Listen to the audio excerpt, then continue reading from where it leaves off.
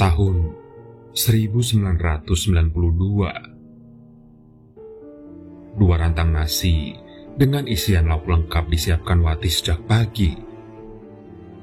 Saat itu suaminya, Ansori, akan merantau ke pulau seberang untuk mencari peruntungan. Masakan-masakan terbaik dijejalkan Wati ke dalam rantang. Ada lele dan nila goreng, sayur terong, serundeng dan tempe bacem. Semuanya dimasak Wati sebaik mungkin agar suaminya bersemangat. Biasanya Ansori akan pergi 3-6 bulan lamanya, sampai proyek pembangunan gedung yang membutuhkan tenaganya selesai. Wati tak bisa mengantar Ansori sampai ke pelabuhan siang itu. Jarak dusun dan pelabuhan yang jauh tidak memungkinkan Wati untuk mengantar. Apalagi tahun-tahun itu tak banyak orang memiliki sepeda motor. Wati hanya bisa mengantar Ansori sampai ke pangkalan ojek, lalu membiarkan Ansori perlahan menjauh di atas boncengan dengan tas besar dan 2 rantang yang ditentengnya. Wati melempar senyum dan membatin doa, berharap suaminya selamat sampai tempat kerjanya dan berhasil pulang sebelum bulan puasa nanti dengan banyak uang. Sepeninggal Ansori, Wati kembali melanjutkan aktivitasnya, berkumpul dengan ibu-ibu yang sedang mengupasi kulit pala. Sugi, anak sematawayangnya, masih belum pulang dari bermain. "Sudah berangkat, Wat, suamimu?" Bu Ayu menanyai Wati yang mulai ikut mengupas. "Sudah, Bu. Tadi saya antar ke pangkalan ojek," sahut Wati sambil tangannya memindahkan tumpukan buah pala baru. Jelang maghrib, Wati baru pulang ke rumahnya. Di halaman, Sugi tampak sudah bersiap pergi ke musola dengan sarung yang membekap tubuhnya. Wati pun masuk ke dalam rumah, lalu menyalakan lampu petromak. Ditunggunya Sugi mengaji sambil merapikan baju-baju milik suaminya yang tadi tidak jadi dibawa. Wati baru saja hendak memejamkan mata waktu Asa tetangganya mengetuk pintu rumah dengan keras. Wati menyambar kerudung ala kadarnya, lalu menemui Asa di depan pintu. Ternyata tak hanya Asa di depan, ada Pak RT juga yang mendampingi. Pak RT lalu meminta Wati untuk tenang dan bersabar. Wati bingung dengan ucapan Pak RT. Setelah saling lirik dengan Asad, Pak RT menceritakan jika kapal yang ditumpangi Ansori karam di tengah selat. Ada polisi dan orang sah bandar yang mengabari ke rumah kepala desa. Nama Ansori tercatat di data manifest penumpang yang ikut di atas kapal. Pak Kades selalu memberitahu Pak RT dan Asad, sekaligus meminta mereka mengabari keluarga Ansori. Mendengar itu, Wati mendadak lemas. Tubuhnya ambruk seketika. Pak RT dan Asad memopong Wati ke ruang tamu. Belum pasti apakah Ansori menjadi korban, tapi Wati sudah terlanjur sedih. Pak RT dan beberapa tetangga berulang kali mencoba menghibur Wati, membantu menjelaskan jika petugas masih berusaha mencari. Esoknya Wati terus bertanya ke semua orang yang berpergian ke arah pelabuhan. Wati ingin tahu perkembangan pencarian korban kapal tenggelam. Pak Kades juga tak luput dari pertanyaan Wati. Sehari Wati bisa 3 kali mencari Pak Kades di rumahnya. Sampai hari ketiga, tak ada satupun yang memberi kabar keberadaan Ansori.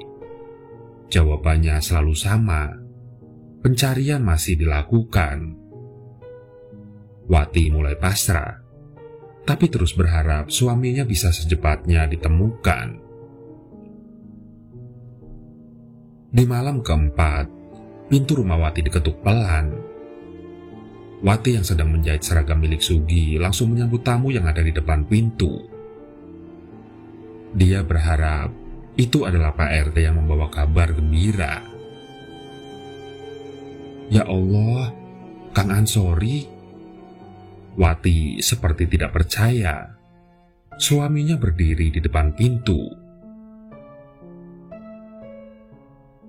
Gerimis sedang turun di luar rumah. Lampu petromak tetangga terlihat sudah padam. Wati langsung menyeret tubuh Ansori ke dalam rumah. Diremas-remasnya lengan suaminya. Baju Ansori tampak basah kuyup. Alhamdulillah Kang, sampean selamat. Wati seperti tidak percaya menatap suaminya. Ansori terlihat diam dengan wajah pucat dan bibirnya memutih seperti menahan dingin. Dingin, Dek. Ansori bergumam menggigil. Wati langsung sadar.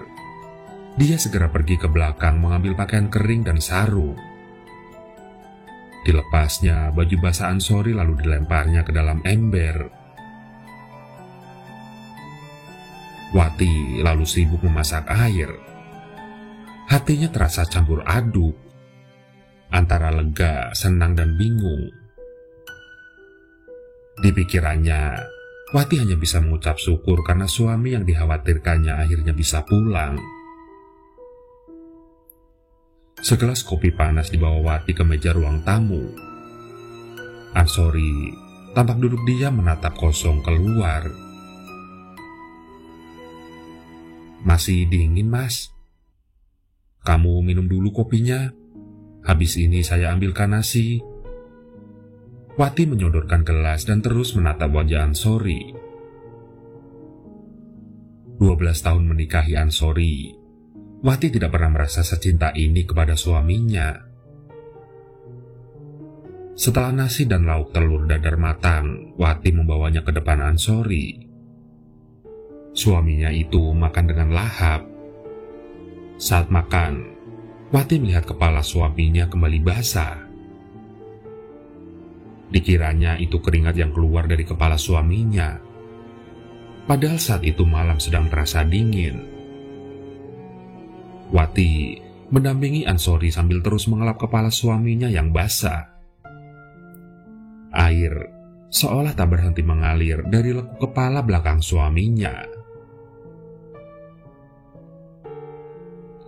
Saat Wati sibuk memperhatikan leher suaminya, Ansori tiba-tiba memutar lehernya. Dek, ayo tidur. Aku capek. Wati sedikit terkejut. Lalu menatap mata Ansori yang terlihat sayu. Suaminya itu terlihat lebih pucat. Saya bersihkan dulu Mas kasurnya, supaya tidak kotor, sahut Wati. Diambilnya penebah yang terbuat dari lidi untuk membersihkan kasurnya. Wati mengganti sprei kasurnya dengan yang baru. Wati mengangkat sprei tinggi-tinggi agar menutupi kasur kapuk. Kain sprei berwarna putih melayang pelan. Tiba-tiba tubuh Ansori sudah berdiri di samping Wati. Hampir saja Wati menjerit karena kaget. Ansori lalu melihatnya dengan tatapan kosong. Penebahnya kamu taruh luar saja, Dek. Wati sempat berdiri mematung sejenak, sebelum kemudian menuruti suaminya. Wati mulai merasa aneh, karena selama ini suaminya selalu meminta agar memasang penebah di samping kasur saat tidur. Ditaruhnya penebah di depan pintu kamar. Wati lalu masuk lagi dan naik ke atas kasur mengikuti Ansori yang sudah merebahkan tubuhnya. Wati mulai merasakan aneh gelagat suaminya. Ansori tidur miring membelakangi Wati. Padahal biasanya Ansori tidur dalam posisi telentang. Wati memeluk Ansori dari belakang. Tubuhnya terasa dingin, seperti orang yang baru keluar dari kamar mandi. Tidak butuh waktu lama, Wati langsung terlelap. Di dalam mimpi, Wati menemukan dirinya tiba-tiba berada di atas kapal. Diamatinya sekeliling kapal, tidak ada satu orang pun yang dikenalinya. Wati berjalan mengelilingi kapal. Dia lalu menemukan Ansori sedang duduk sendiri di kursi belakang penumpang. Wati mendekat dan mengajak Ansori berbicara. Tapi suaminya itu seolah tidak mendengar. Ansori asik membuka bekalnya. Dicampurnya lauk pauk yang sudah dibawa dari rumah. Wati hanya bisa mengamati. Di tengah makan Ansori, tiba-tiba hujan lebat turun di luar. Mendadak kapal mulai terguncang. Sepertinya ada gelombang tinggi di depan kapal. Ansori terlihat panik. Ditutupnya rantang lalu mengintip ke depan jendela. Di luar orang-orang saling mencari tempat aman. Ada yang berpegangan ke tiang-tiang kapal. Ada juga ibu-ibu yang memekap erat anaknya. Kapal bergoyang semakin kencang. Di luar orang mulai berteriak, air masuk, lompat." Ansori yang tidak bisa berenang semakin terlihat panik, antara bertahan di dalam kapal atau ikut keluar bersama penumpang lainnya. Mendadak, kapal seperti dengan cepat tenggelam. Wati mencoba meraih Ansori, tapi tangannya tak pernah sampai menggapai. Air tiba-tiba sudah masuk separuh di ruang penumpang. Tolong!" Ansori berteriak sambil memegangi pipa besi di langit-langit ruang penumpang. Petugas kapal yang membagian pelampung di luar tidak mendengar. Wati ikut panik melihat air yang seketika sudah sampai di leher Ansori. "Kang!" Wati berteriak, lalu tubuhnya terbangun. Wati membuka mata. Dicarinya Ansori yang tadi tidur di depannya. Kang. Wati bangun mencari Ansori yang sebelumnya tidur di sebelahnya. Wati lalu mendengar ada suara orang yang sedang menangis terseduh. Sumbernya berasal dari halaman belakang rumah. Pelan-pelan dicarinya suara itu. Setelah membuka pintu belakang, Wati melihat suaminya sedang duduk di dekat sumur. Tangannya menutupi wajah. Wati mendekat dan menggoyangkan budak Ansori. Ansori membuka jari-jari tangan yang menutup wajahnya. Wati terjengkang ke belakang. Wajah Ansori tampak pucat. Pipinya berlubang mengeluarkan air bercampur darah. "Ikhlas no aku ya, Dek," Ansori berkata sambil menatap dingin ke Wati. Tak kuat melihat wujud di depannya, Wati lalu pingsan. Wati baru bangun setelah matahari terbit. Sugi yang menemukan ibunya tergeletak ketika akan mandi sebelum berangkat sekolah. Wati lalu digotong ke rumah tetangga di depan rumah. Begitu bangun, Wati langsung berteriak-teriak memanggil nama Ansori. Uyut Saleh yang dari pagi menemani Wati langsung mengusap wajah cucunya itu dengan air putih. Lalu diminumkannya ke mulut Wati. Setelah air masuk ke mulutnya, Wati baru mulai tenang. "Orang kalau sudah kena bau mayat ya seperti ini," kata Uyut Saleh pada ayah kandung Wati. Tetangga sudah mulai bubar saat itu. Hanya ada Wati, kedua orang tua kandungnya bersama Uyut Saleh dan Pak RT. Wati yang masih bingung masih berusaha mencari di mana keberadaan Ansori. Dia tidak menemukan ada suaminya di antara orang-orang itu. "Kang Ansori di mana, Pak? Yut?" Wati mengajak berbicara Uyut Saleh dan ayahnya. Semua orang di ruangan menggeleng. Mereka tidak bisa menjawab karena memang sejak kabar kapal yang dinaiki Ansori karam, pria itu tak pernah ada kabarnya. Kecuali Uyut Saleh.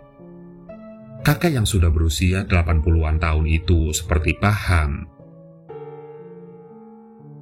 Ansori sudah jauh, tidak akan pulang, sahut Uyut Saleh. Wati tidak terima dengan ucapan kakeknya itu, yang seolah mengisyaratkan jika Ansori sudah mati. Wati lalu bergegas pergi ke rumahnya. Diambilnya baju basah Ansori yang sempat direndam di ember. Wati membawa setelan pakaian basah milik suaminya di depan orang-orang yang masih berkumpul di rumah orang tuanya. Dia berusaha meyakinkan semua orang jika suaminya memang benar-benar pulang. Uyut Saleh lalu berbisik ke telinga Wati. "Iya, Wat, suamimu masih ada urusan. Besok ketemu dia dengan saya ya. Kamu istirahat dulu," kata Uyut Saleh menenangkan Wati. Akhirnya Wati mau dibujuk. Dia kemudian memilih kembali ke rumahnya. Wati seperti lupa tentang pertemuan terakhirnya dengan Ansori yang membuatnya pingsan. Esok harinya, Wati sudah berdiri di depan pintu kayu rumah Uyut Saleh. Dia menagih janji kakeknya itu agar bisa bertemu dengan Ansori. Uyut Saleh tertawa terkekeh saat melihat Wati di depan rumahnya. "Minum dulu airnya. Setelah ini baru berangkat menemui suamimu." Uyut Saleh menyodorkan segelas wedang uwu dengan bermacam tanaman di dalamnya. Wati menyeruput minuman yang masih mengepulkan asap tipis itu. Uyut Saleh lalu masuk ke dalam kamar yang tertutup tirai. Wati menunggu dengan tidak sabar. Diliriknya ke arah kamar kakeknya yang sudah lama tinggal sendiri itu. Perlahan, matanya terasa semakin mengantuk. Wati lalu tertidur dengan pulas di atas kursi kayu. Tak lama kemudian Uyut Saleh keluar sambil membawa baskom berisi air bening dan kelopak-kelopak bunga. Dia mendekati Wati lalu meletakkan baskom itu tepat di pangkuannya. Wati seperti tersadar di dalam tidurnya. Kali ini, dirinya kembali diperlihatkan suasana ketika air laut sudah memenuhi kapal yang ditumpangi Ansori. Wati kembali mencari suaminya di tempatnya terakhir melihat Ansori makan. Air sudah menenggelamkan seisi ruang penumpang. Dilihatnya, Ansori sedang menggap-menggap meregang nyawa karena terjebak di dalam air. Hati Wati teriris melihat suaminya mengalami sakaratul maut. Sedetik kemudian, Wati dikagetkan dengan munculnya dua orang pria dengan rambut panjang dan bertelanjang dada. Dua pria itu menyeret Ansori dari dalam ruang penumpang. Wati mengikuti dari belakang. Belum hilang kesedihannya, tapi sudah ada hal lain yang membuatnya terkejut. Dua orang itu masing-masing mengapit lengan Ansori membawanya keluar. Badan kapal sudah tenggelam seluruhnya. Wati terus mengikuti. Dia mengira dua orang itu akan membawa Ansori ke permukaan agar bisa bernafas. Tapi ternyata Ansori malah dibawa semakin dalam ke jantung lautan. Keduanya berenang cepat, bahkan lebih cepat dari kapal yang sedang tenggelam. Warna air laut semakin pekat. Pandangan Wati terus mengikuti laju renang dua orang yang menggunakan celana bludru berwarna hijau itu. Sampai kemudian ada sebuah lorong yang tampak bersinar di tengah bebatuan karang laut. Tubuh lemah Ansori ikut masuk bersama dua orang itu ke dalamnya. Cahaya kemasan di ujung lorong sempat membuat Wati seperti kehilangan kesadaran sesaat. Begitu pandangannya kembali, Wati dikagetkan dengan pemandangan indah yang ada di dalamnya. Ada rumah dengan kubah-kubah megah kemasan berjajar. Wati lalu kembali mencari kemana Ansori dibawa dua orang yang tak dikenalnya itu. Rupanya mereka menuju sebuah rumah yang terlihat lebih besar dari rumah lainnya. Sekejap, Wati tiba-tiba sudah berada di dalamnya. Dilihatnya Ansori sudah duduk di salah satu kursi ditemani beberapa orang pria dan wanita. Ansori terlihat bahagia. Dia tertawa-tawa seolah sudah lama berada di tempat tersebut. Ansori lalu melirik ke arah Wati. Dia melambaikan tangan. Wati mendekat sambil menahan kerinduan kepada suaminya itu. Ansori memeluk Wati dan membelai rambutnya. "Mas sudah bahagia di sini. Ikhlaskan ya, Dek," kata Ansori sambil menatap lekat mata Wati. Tangan Wati menggenggam erat tubuh Ansori, seperti tak ingin melepasnya lagi. Mendadak semuanya menjadi gelap. Wati terbangun dalam keadaan terduduk di kursi Uyut Saleh sambil memangku sebaskom air. "Sudah nak, jangan dicari lagi. Ansori sudah beda alam sekarang. Ikhlaskan." Uyut Saleh menasihati Wati yang terlihat belum ikhlas melepaskan suaminya. Uyut Saleh mengatakan, jika jasad Ansori kemungkinan sudah mati dengan karamnya kapal yang membawanya. Tapi sukmanya masih ada, dan kini tinggal di alam gaib penduduk lautan. Uyut Saleh menyebutnya dengan istilah salapati. Orang yang mengalami hal itu diyakini akan mengalami 2 kali kematian, karena proses kematiannya tidak sempurna. Satu kematian tubuh fisik, dan yang kedua kematian sukmanya.